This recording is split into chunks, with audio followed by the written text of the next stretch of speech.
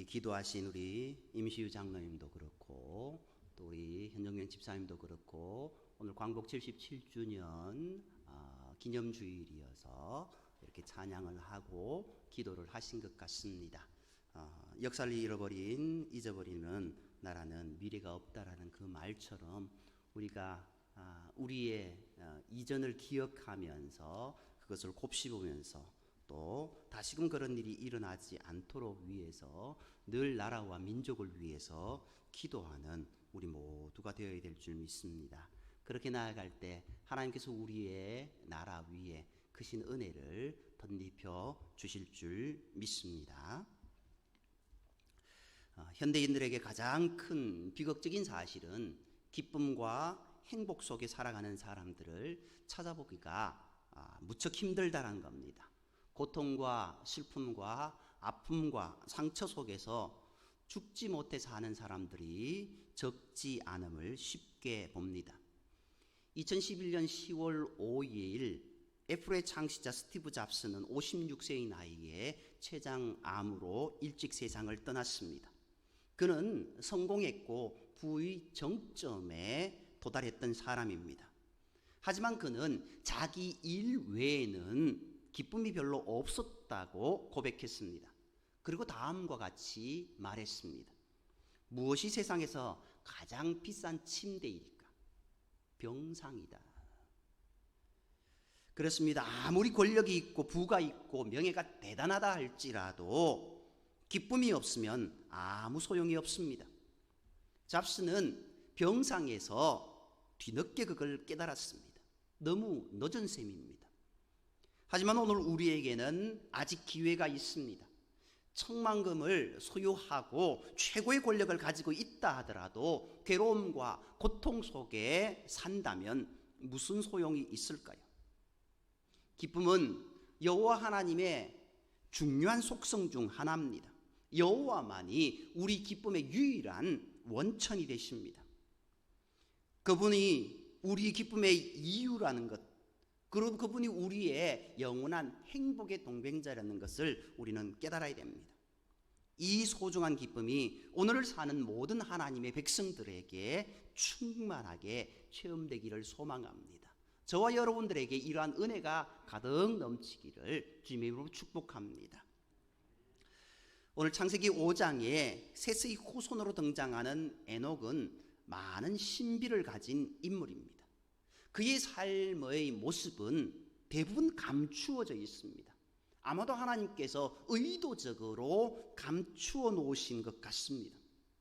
신약성경 히브리서 11장 5절에는 이 신비한 인물 에녹의 삶에 대한 요약적 평가가 소개되어 있습니다. 믿음으로 에녹은 죽음을 보지 않고 옮겨졌으니 하나님이 그를 옮기심으로 다시 보이지 아니하였느니라. 그가 옮겨지기 전에 하나님을 기쁘시게 하라는 자라는 증거를 받았다라고 말씀하고 있습니다. 클레오 루스라고 하는 하나님의 사람은 이런 말을 했습니다. 한 사람의 인생은 이 땅을 마치는 날 한 문장으로 요약될 수 있다. 에녹의 일생을 한 문장으로 요약한다면 바로 하나님을 기쁘시게 하는 자다라고 할 수 있습니다. 그렇다면 에녹은 어떻게 하나님을 기쁘시게 하는 자라는 인정을 받을 수 있었을까요? 먼저 에녹은 하나님과 동행하는 사람이었기 때문에 그러한 인정을 받을 수 있었습니다. 오늘 본문 22절 24절에서 두 번이나 에녹을 하나님과 동행하는 사람으로 표현하고 있습니다. 이 동행한다는 히브리어 할라크라고 하는 이 단어는요, 함께 한다라는 것. 그런데요, 그 단어 속에는요, 산책한다라는 그런 뜻도 있습니다. 즉 하나님과의 친밀한 관계를 유지하면서 인격적인 깊은 교제를 나누며 살아가는 것, 그리고 기쁨으로 감사함으로 그렇게 함께 걸어가는 것, 그것이 동행한다라는 의미입니다. 맨체스터에서 런던까지 가장 빨리 가는 방법은 무엇인가? 이런 내용의 주제로 영국에서 많은 상금을 걸고 현상 공모를 한 적이 있었습니다. 이 현상 공모에 일반인들은 물론이고 수학자와 교통학자들까지 모두 응모했습니다. 비행기, 기차, 자동차, 오토바이로 이동하는 방법, 지도상의 기름길을 측정해서 교통수단들을 번갈아 혼합해가는 방법으로 다양한 답이 나왔습니다.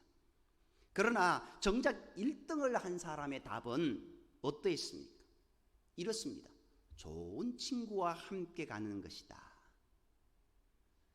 맨체스터에서 런던까지 가장 빨리 가는 방법 뭐냐? 나도 모르게 가는 방법이지 않습니까? 그것이 바로 가장 좋은 친구와 함께 가는 것이다 라는 겁니다. 이처럼 행복한 동행이 되기 위해서는 다음과 같은 세 가지를 점검해 볼 필요가 있습니다. 첫째로 목적지가 같아야 합니다. 하나님과 동행하는 최종 목적지는 이 세상이 아니라 저 영원한 하늘나라라는 것, 그것을 우리는 기억해야 됩니다. 에녹은 세상에 거했지만 하나님과 동행하며 영원한 하늘나라를 바라보며 살았다라는 겁니다. 두 번째로 마음과 뜻이 맞아야 합니다. 마음과 뜻이 맞지 않은 사람과 동행하는 것만큼 고통스러운 것 없습니다. 정말 서로 마음에 안 드는 사람, 보기도 싫은 사람과 옆자리에 앉아있다라고 한번 생각해 보십시오. 그런 모습이라고 한다면은 그 자리 당장이라도 뛰쳐나가고 싶을 겁니다. 그런데 먼 길을 함께 가야 됩니다. 그 길이 어찌 기쁨의 길이 될 수 있겠습니까? 불의한 세상 속에서 하나님의 뜻을 따라 살았던 에녹은 하나님 마음에 합한 사람이었습니다.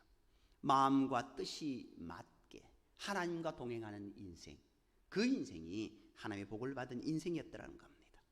세 번째로 동행자의 의견에 자신을 조화시키기 위해 희생과 절제가 있어야 한다는 겁니다. 하나님과 동행하기 위해서는 하나님의 뜻에 자신을 맞추고 순종하는 태도가 필요합니다. 미가서 6장 8절에는 이런 말씀이 있습니다. 사람아, 주께서 선한 것이 무엇임을 내게 보이셨나니 여호와께서 내게 구하시는 것은 오직 정의를 행하며 인자를 사랑하며 겸손하게 내 하나님과 함께 행하는 것이 아니냐라고 말씀하고 있습니다. 즉 하나님이 기뻐하시는 것은 일상 속에서 겸손히 하나님과 동행하는 것입니다. 에녹은 자식을 낳고 기르며 일상 속에서 하나님과 행복하게 동행함으로 하나님을 기쁘시게 하라고 하는 자라는 인정을 받았던 것입니다. 두 번째로 에녹은 하나님의 말씀을 믿고 순종했기 때문에 하나님을 기쁘시게 하는 자라는 그런 인정을 받았습니다. 에녹이 처음부터 하나님과 동행한 것은 아니었습니다. 본문 21절 22절 말씀을 보면은 에녹이 하나님과 동행하기 시작한 시점을 알 수 있습니다. 21절 22절 우리 같이 함께 읽겠습니다. 21절 22절 함께 읽겠습니다. 에녹은 65세에 무드셀라를 낳았고 무드셀라를 낳은 후 300년을 하나님과 동행하며 자녀를 낳았으며. 아멘.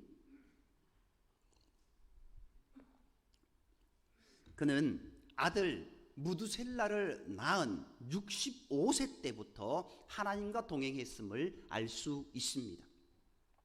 즉 이때에 에녹과 하나님의 관계에 어떤 중대한 변화가 일어났다라는 것을 추측해 볼 수 있습니다. 고대의 연구가인 뉴벨이라는 성경학자에 의하면 무드셀라라는 이름의 뜻을 문자 그대로 하면 창을 던지는 사람이라고 합니다. 고대 마을과 마을 사이에 전투가 벌어지면 한 마을을 정복하기 위해 제일 문제가 되는 것이 그 마을 입구에서 마을을 지키는 무드셀라, 즉 창을 던지는 사람이었다라는 겁니다. 그래서 그들은 대적들은 창을 던지는 사람만 없으면 저 마을을 우리가 점령할 수 있을 텐데 라고 생각했던 겁니다. 따라서 무드셀라의 이름에는 이런 의미가 숨어 있습니다. 그가 죽으면 심판이 온다. 그가 죽을 때에 일이 일어난다. 다시 말하면 무드셀라가 죽을 때 하나님의 심판이 이 세상에 온다라는 것입니다. 실제로 모두셀라가 969세에 죽었을 때, 즉 노아의 나이 600세에 이 세상에 홍수 심판이 임했습니다. 이런 내용을 종합해서 추론해 본다면 에녹의 아내가 첫 아들을 잉태했을 때 하나님께서 에녹에게 죄악이 만연한 이 세상에 대한 심판을 말씀하셨을 것입니다.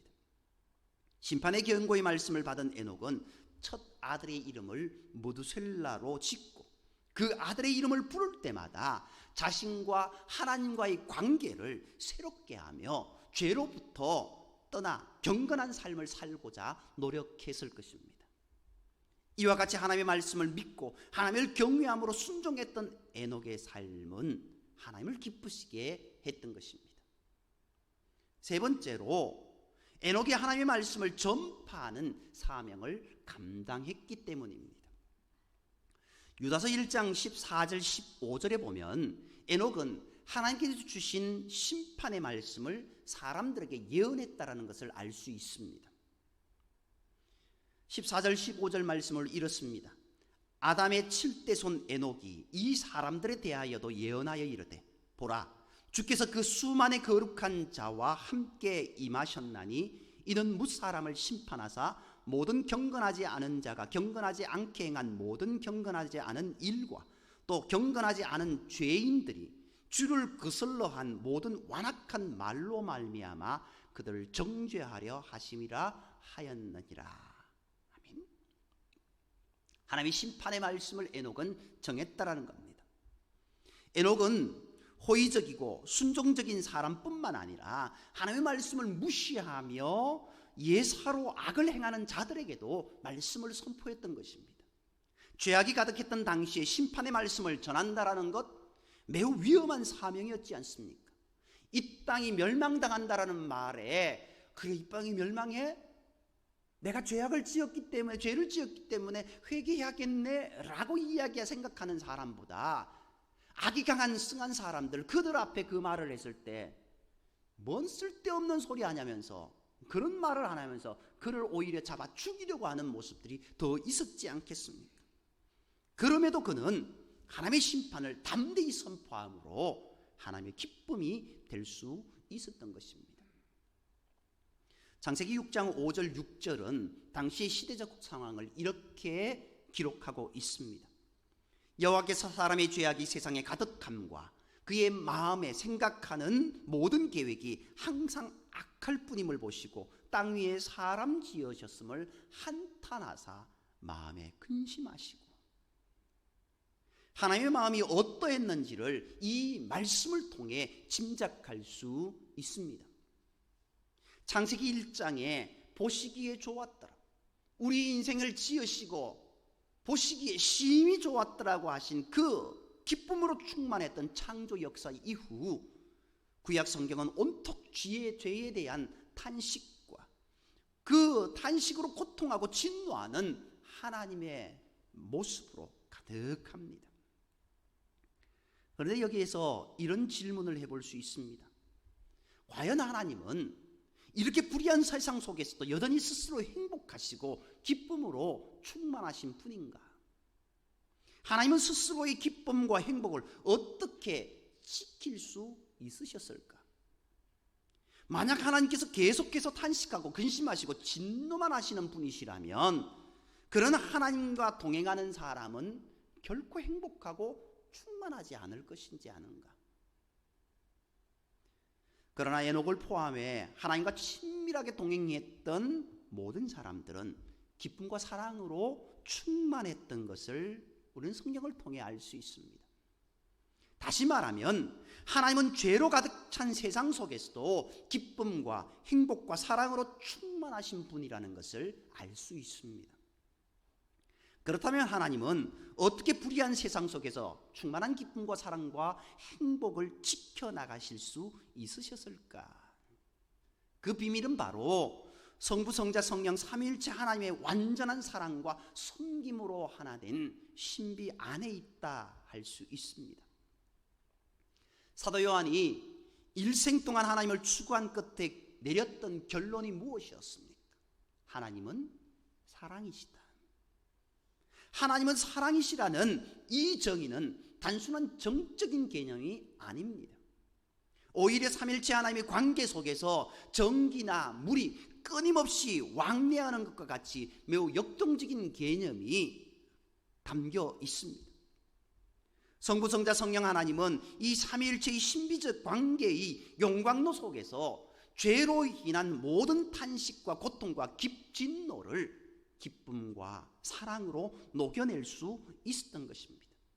이것이 있었기에 불의한 세상 속에서도 하나님의 구속사역을 계속 감당할 수 있었습니다. 삼일체 하나님은 영원토록 하나 되어 동행하는 영원한 동행의 완전한 모델을 보여주고 계신 것입니다. 에녹의 삶에서 나타나는 가장 중요한 정서적인 특징은 분명 기쁨입니다. 이 기쁨은 삼일체 하나님 안에 존재하는 세상의 어떤 것도 빼앗을 수 없는 하나님의 기쁨입니다. 베드로서 2장 7절 8절 말씀은 죄악이 가득함으로 심판을 자초했던 소돔과 고모라에 그했던 롯의 고통을 이렇게 설명하고 있습니다.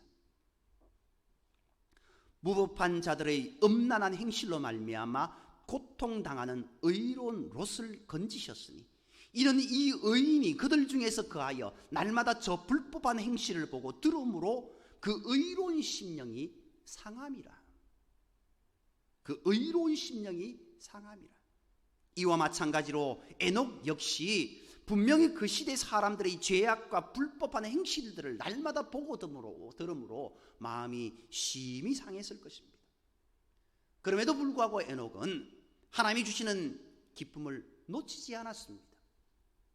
죄악된 세상에 대해 절망하고 탄식하고 좌절할수록 더욱 하나님과의 친밀한 교제, 하나님과의 동행으로 나아갔다라는 것입니다. 그리고 하나님은 에녹에게 하나님과의 관계 안에 있는 충만한 기쁨을 계속해서 부어주셨습니다. 불의한 세상 속에서 탄식하는 에녹에게는 하나님과의 친밀한 교제, 하나님과의 동행이 빼앗아갈 수 없는 기쁨의 원천이었고 영적인 오아시였었고 그의 삶을 지탱하는 유일한 낙이었다라는 겁니다. 오늘 우리가 함께 찬양했습니다. 우리 서로 받은 그 기쁨은 알 사람이 없도다라는 이 가사처럼 시간이 흐를수록 동행으로 말미암은 기쁨과 사랑과 행복은 더 커져만 갔습니다. 마침내 하나님은 에녹을 죽음을 뛰어넘어 하나님 나라로 옮기심으로 기쁨의 동행을 영원히 계속할 수 있도록 상을 베풀어 주셨던 겁니다. 우리가 우리의 사랑하는 사람들이 죽음으로 이 땅을 떠날 때 눈물 짓습니다. 그런데 과연 그것이 눈물 지을 일만인가? 그것은 아니다라는 것을 우리는 잘 압니다. 단지 이 땅에서의 마지막이기 때문에 우리는 눈물을 흘립니다. 그런데 다른 한편으로는 어떤 모습이더라고요? 이 모습이다라는 겁니다. 하나님과 영원히 동행할 수 있는 길을 에녹에게 주셨던 것. 그의 아들, 그의 손주들 무두셀라나 노아도 함께 할아버지, 그 정조 할아버지 보고 살았습니다. 그런데 이제 볼 길이 없습니다. 그런데 에녹은 어떻습니까? 하나님과 영원히 살게 되었습니다. 오히려 그에게는 축복이었습니다.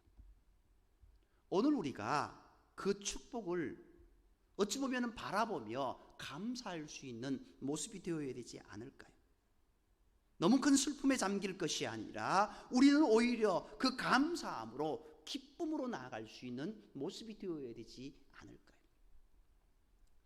동양의 이 장래인 문화와 서양의 장래인 문화가 정말 극과 극을 이루고 있습니다.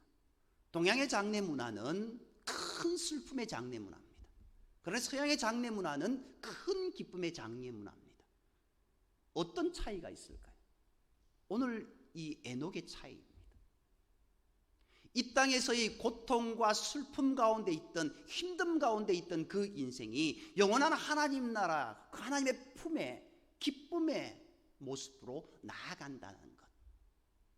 우리는 예전부터 하나님을 믿는 민족이 아니었습니다. 백성들이 아니었습니다. 그렇기 때문에 예전에 있던 그 사상이 우리에게 쩔어 있습니다. 그러다 보니 우리가 죽음으로 끝나는 그 모습이 기쁨이 아닙니다. 그러나 오늘 성경은요, 에녹을 향하여서 기쁨 가운데 하나님 안에 그렇게 영원히 살게 되었다라고 이야기하고 있습니다. 빼앗길 수 없는 하나님의 은혜 가운데 영원히 계속할 수 있는 하나님의 기쁨의 동행을 그에게 주셨다라는 겁니다. 믿음으로 살아가는 성도들의 삶의 현장에는 죄에 대한 탄식과 고통과 아픔이 따라오기 마련입니다. 오히려 믿음이 성숙하고 깊어갈수록 탄식과 고통은 더욱 커지는 것 같습니다. 내가 하나님을 잘 믿고 믿음 생활 잘 하는데 내게는 왜 이렇게 더 큰 어려움이 오냐라고 우리가 탄식하기도 합니다. 이런 상황 속에서 과연 기쁨, 충만한 영혼의 행복을 누릴 수 있을까요? 빼앗길 수 없는 하나님의 기쁨에 부지런히 참여할 때 그것은 가능하다라는 겁니다. 하나님은 오늘날에도 에녹과 같이 하나님과 동행하는 삶을 사람들에게 충만한 기쁨을 부어주십니다. 이 낙을 아는 자는 하나님과 친밀한 교제 속에서 오는 빼앗길 수 없는 기쁨 안에 살아가게 되는 겁니다. 그것이 바로 진리가 너희를 자유케 하리라는 그 말씀입니다. 하나님의 은혜 안에 있을 때 우리는 기뻐할 수 있습니다. 하나님과 늘 동행할 때 우리는 기뻐할 수 있습니다. 누가복음 2장 36절 이하에 등장하는 성전을 떠나지 않고 주야로 금식하며 기도했던 84세 된 과부 할머니의 낙이 과연 무엇이었을까요? 바로 하나님과 동행하는 자에게 주시는 기쁨에 참여하는 것이었습니다.